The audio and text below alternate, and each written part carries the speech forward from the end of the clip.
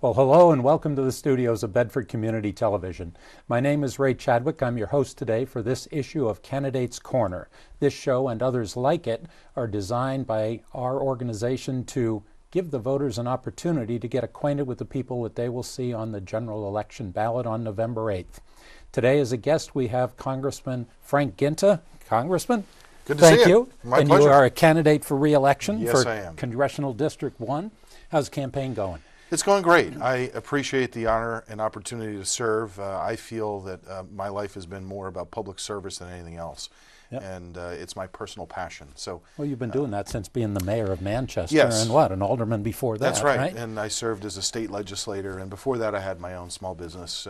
But New Hampshire is a place where I think most people expect that public service is part of your life, and I've enjoyed it during my time serving the public. And this term has been no different. It's been an interesting couple of years. I know. Well, that's for sure. Yeah, from an economic standpoint, I know that there are still significant challenges that the middle class faces, that most Americans face. We think about our kids and our grandkids and what kind of opportunity they're going to have as they lead the next generation. And this is the first generation that feels that they're not going to have the following generation be better off. And that concerns me as a father and as a resident of our great state and as a member of Congress. So, well, you know, it's amazing. We're now, close to 8 years after the economic meltdown of 2007, 2008, which was primarily driven by bad mortgages to begin with, and it went through the system. But from a recovery standpoint, I keep hearing the administration and others say, well, the recovery is underway, but frankly, people are making less. Every job recovery statistic is more anemic than the last. So I can well understand how people are wondering what the future looks like. Well, those who would argue the economy is doing well lead off with the unemployment statistic in New Hampshire, which is under 3%. Right. And while that percentage is very low, I look a little bit deeper. You mentioned the average weekly wages. Today, most average individuals are not making any more than they were 8 years ago. Right.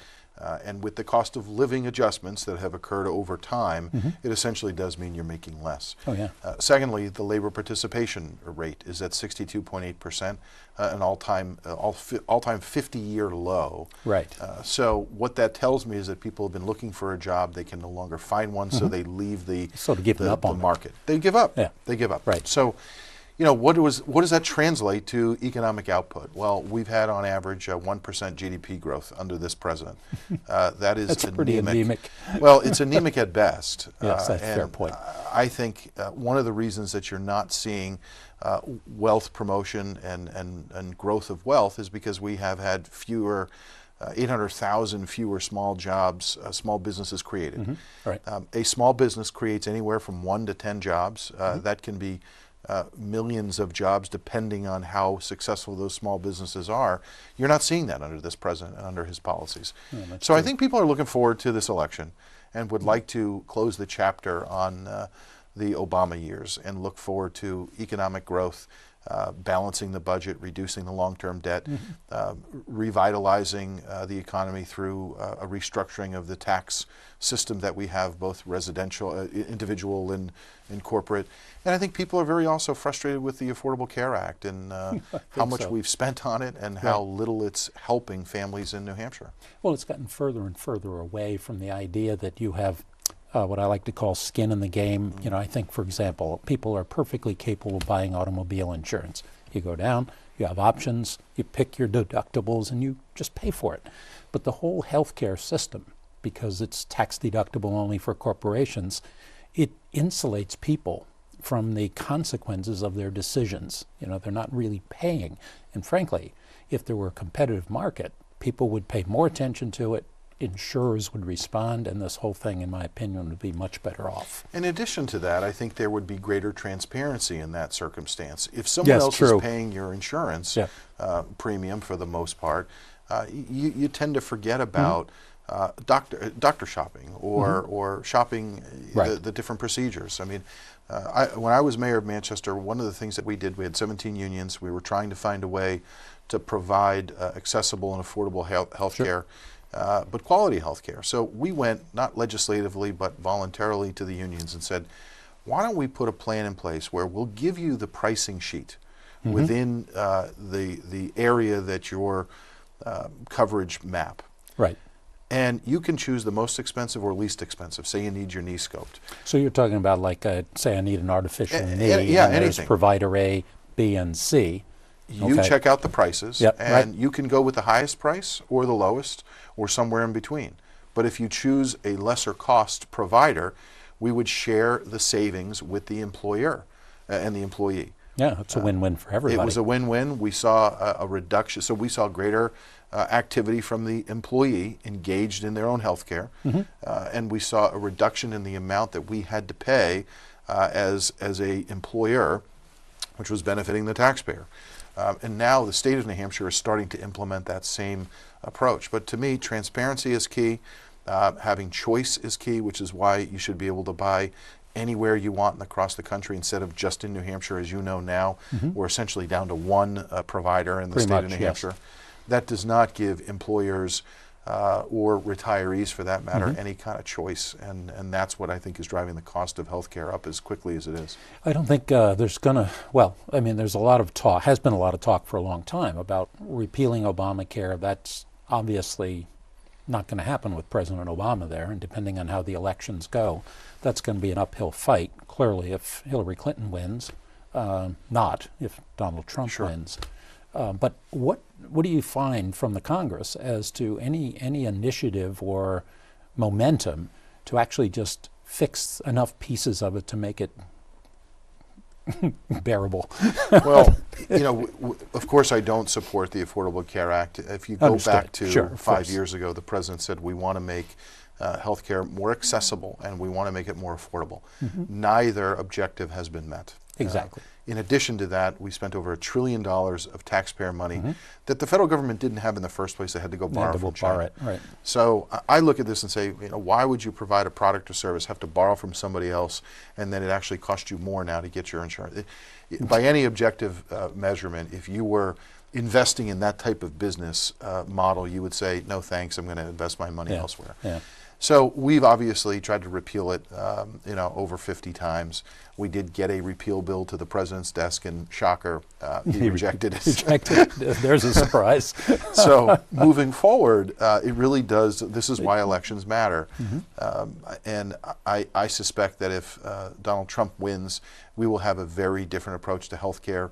We will remove this top you know, federal government down approach. We will create a free market system. You'll have a bridge for those who are receiving benefits under the Affordable Care Act so they don't lose coverage. We'll make sure that that happens.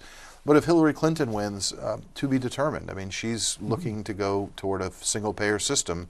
And I think if you just ask the average veteran in America, how is a single-payer system working for you under the VA, they'll tell you more often than not it's not working in their favor. So I would suspect that we would try our very hardest to continue to work with whoever the next president is to reshape and reform how we deliver health care in this country. But that's why this election is so critical. If you have Hillary Clinton, you're going to go toward a single payer. If you have Donald Trump, you're going to go back toward a free market where competitiveness will bring down cost, will bring down price, and I think improve quality of and access to care. Yeah, let's talk about free market, because you talk about it. A lot of most Republicans actually do, and typically you're painted as uncaring, cruel people who are relying on survival of the fittest. You know, we talk about creation of jobs through businesses, etc. But I want to talk about that because that is, in my opinion, like your thoughts, the only sustainable way to, as I think Kennedy put it, raise the tide, lift all the boats. So, comments on that? Yeah, look, I think this campaign has been an interesting phenomenon from a presidential perspective. You had Bernie Sanders, who won in New Hampshire, beat Hillary Clinton in the Democratic primary, largely talking about a more socialism type of government. That concerns me because we are the greatest nation in the world. We teach our kids that if you put your mind to anything, you can achieve your goals and objectives. And we want to continue with that approach, I think, as the greatest nation in the world. So when you talk about that in the context of a free market system, what it means is that you should be free from government intervention to create a business, whatever it is. And we would hope and expect that with a lot of hard work and some elbow grease, you can make a success of yourself and the people that you employ.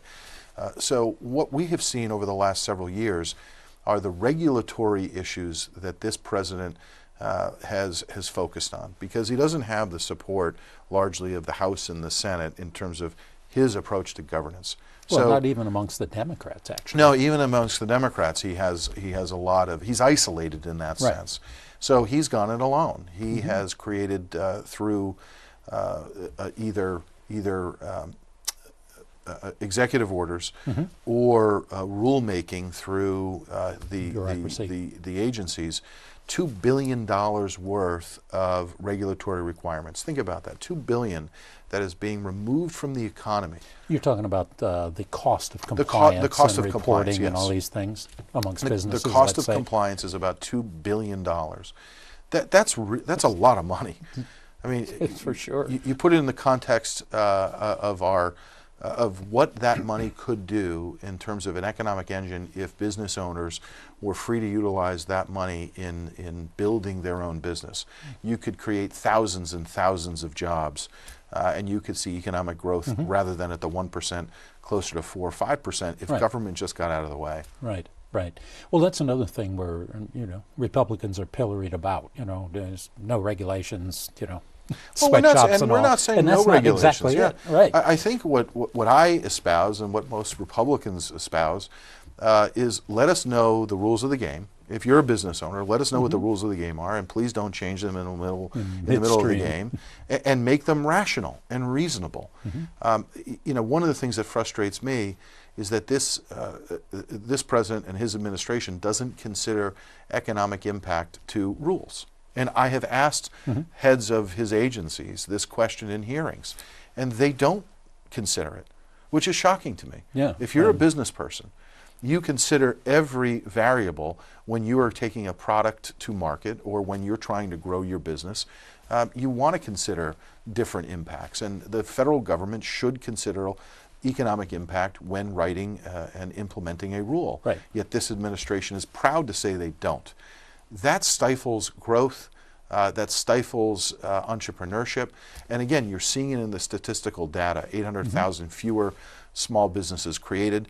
And if you look at that from anywhere from 1 to 10 jobs, you're talking about millions of jobs. That's the difference between the 1% growth and the 4 or 5% growth that we should be seeing for economic output. Yeah.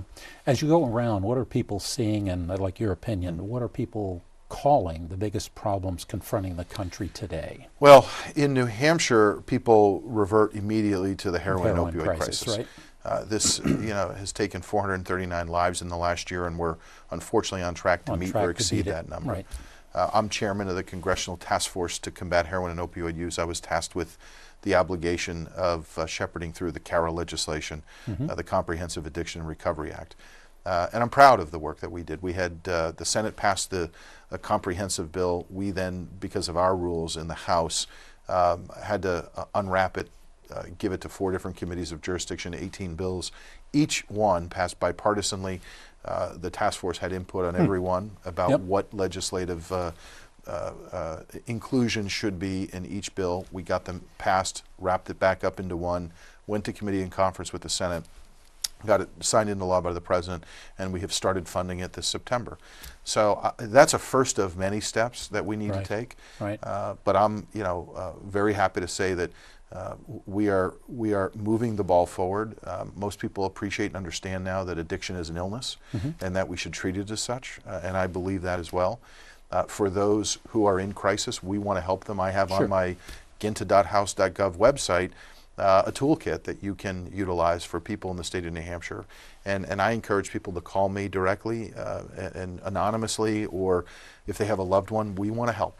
And there's so many people around this area and the state that are very willing to help try to curb this crisis. So that's the first of many steps that we will be taking, but I'm proud of it. It's something that I was able to do bipartisanly. And we got the attention of the nation. That's the most important thing. Right. You know, we had 50,000 deaths last year nationwide. And as a result of my interaction as the chairman of the task force, I went to the southern border, saw how the illegal drugs are coming across the southern border. And when people talk about putting up a wall or a fence, I would ask people to consider, if we don't secure the border, how many more illicit drugs will come across that border and kill our friends and family members. We've got to secure the border for that reason, in addition to others that people have talked about. There's a series of other reasons that people portray this as somewhat of a xenophobic response, but it's also necessary to interdict drugs, terrorists, a whole set of things. Anybody can walk in. Well, think about this from a from a human perspective. You have people in Mexico, sometimes children, who are being forced to bring drugs across the border. That is not the way we should be treating a human being. Right. So at the very least, think about it in that perspective. Do we want to set a tone where we respect individual life and freedom? And as such, shouldn't we be working with the Mexican government to stopping the drug trade on both sides of the border? But in order to ensure that the cartels don't bring it across the border illegally, you've got to secure that border. Right, exactly. It's one more barrier to it. I mean, there are other things, other ways I'm sure they'll try, but one has to be diligent about each one. Let's talk about deficit. That doesn't get much play anymore, but we're now well into, I think, $19.5 trillion of deficit. Of debt. Of debt, Yeah. You are correct. Which is intriguing to me because it's not getting hardly any discussion. So for the average person, they don't hear about it. It doesn't seem to make much of a difference. Things just keep going on. Where are we going on that? So if your birthday is today, and you are fortunate enough to be born today, you are born into $60,000 worth of debt. Right. So I want to Each try man, to put woman, it, and child. Yeah, let's put it into perspective that people can appreciate. 19 trillion is a big number. It's almost so big that people ignore it. But when I say 60,000, you have a child Start today. to think about it. It's essentially the federal government sending you a bill for 60,000. That gets people's attention. Right. I was a mayor. I was in business. We didn't run long-term debt that way. No, As a matter of fact, when I was mayor of Manchester, we immediately cut our borrowing by 50%, and I was able to get the Democratic Board of Aldermen to agree with me because we wanted to have long-term viability as the state's largest city. And you know what happened? We saw economic growth, we saw tax cuts, and we saw the rating agencies in New York keep our favorable ratings because of the fiscal approach that we took, and then we were recognized by CNN as one of the best cities in America to live in and one of the best managed cities in America. So that's the kind of discipline that we need in Washington. That doesn't mean that you can't provide services that the government is constitutionally obligated to. What it does mean is that we've got to make choices and decisions. Right. We've got to be more efficient with taxpayer money, with your dollars. And I tell that to people. We're supposed to be, as public officials and as elected officials, good stewards of your money. And that means that we should have audits of every single dollar that comes in and goes out, prioritize on an annual basis from zero-based budgeting to what we need to prioritize for that current year. And then we should have a short and a long-term outlook. That's not the way budgeting is working right now in Washington. I feel that people are probably cynical because they look at Washington and say they play by their own rules, but the rest of us have to play by the real set of rules. The real world. And that is rightfully so frustrating to every American. So I've set out to try to change that. I got added to the budget committee this year. I found $60 billion in cuts immediately, required a balanced budget amendment to the budget process so we can start to rein in the short-term deficit, which is about $430 billion, and then you can get to the long-term debt of $19 trillion. Yeah, you got to pay it down. That's the only. You've got to pay it down. There's no question. You have to pay it down. Otherwise, we're going to go by the likes of Greece and other countries that have financial instability. We do not want to see that for the United States of America. Well, the other thing is various. I think the right word is entitlements, but obligations: Social Security, Medicare, et cetera, and those are, they say, solvent today, but they're basically solvent because they have government IOUs, and the government can't pay them without being in default anyway. So both, fix those. Yeah, both Social Security and Medicare are insolvent within the 20-year window if something is not done. Right. And I want to be clear. I think these are programs that people rely on that should continue and that should be strengthened. So we want to protect them. We want to preserve them. But we also want to make sure that we have programs for future recipients, not existing recipients, but future recipients that is in line with what is happening today. You know, for example, longevity. Longevity, but 50 years ago, you didn't have the same access to investment products that you do today. Right. And most people, unfortunately, were passing at an early age. So Social Security started around the time you were about to pass. Yeah. Today, people are living, thankfully, into their 80s and their 90s, right. And hopefully beyond, as science and technology changes on such a rapid basis. And that's a good problem to have. But we have to create an environment where those programs are fiscally solvent. The funded liabilities that the U.S. has is over $100 trillion. Right. So when you add that to the $19 trillion in debt, again, if you were in business and you started to look at your liabilities and your unfunded liabilities, you would start to say, if you were an executive team, we've got to make some changes here. Yep. So the executive team, you know, we have an opportunity to change that November 8th and make sure that we have people who are fiscally sound and thoughtful, but also respectful of the obligations that we have in terms of services at the federal level. Yeah, I don't think it's fair or right to just keep on the status quo when you know it's heading for a huge default. Right, I completely agree. It's got to be fixed up. Let's talk a little bit about the Middle East, terrorism, those kinds of things. That is, I think, going to be an increasing impact on us unless we take a different tack. Not sure what that is, but the efforts of this administration to, as I would see it, retract itself from those problems haven't helped. Yeah, I think the president has made some mistakes relative to drawing a line in the sand with Syria, allowing Russia to invade. Well, sure, and then just walking away from it, allowing Russia to invade Crimea, the deal with Iran that has clearly, I think, been a negative for the United States. You know, we saw that Iran got cash payments from this president. Yeah, we saw that, right. And we found that out after the fact. Plane load of it. Well, you know, look, we have a process by which we make payments and for the federal government. And the purpose of that is so you can track where those dollars go. Well, that's why we use an electronic payment system. Right. Iran demanded cash. And the reason they demanded cash is they wanted to take that cash and disguise what they were going to do with it. And our fear and concern is that the bulk of it went to terrorist organizations that they support that want to kill Americans. So I think the president made a grave mistake. I think Secretary Kerry made a grave mistake. And I think the country's paying for it. You're seeing now ISIS is infiltrating not just the region, but Europe and now the United States. Very true. And we have, according to the FBI director, open cases in all 50 states in the country. That doesn't necessarily mean something's going to happen in every state, but it does mean that the FBI is taxed. Is paying attention. Well, they're very concerned with what's going on, and you know what happened in Orlando, for example. 49 people died, and it never should have happened. So we've got to be vigilant as the United States. We've got to lead the world. We've got to expect that our allies will get much more engaged in this fight, and we have to admit that we are in a fight with terrorists who want to do nothing but not just disrupt but kill now Europeans and Americans. That can't be what is the norm for the next 50 years. No. So we've got to have a president who will be concise, who will be thoughtful about what the plan and approach is, and then Congress, once briefed, would assuming it approves of the plan, would then fund that plan. But we're not seeing it from this president.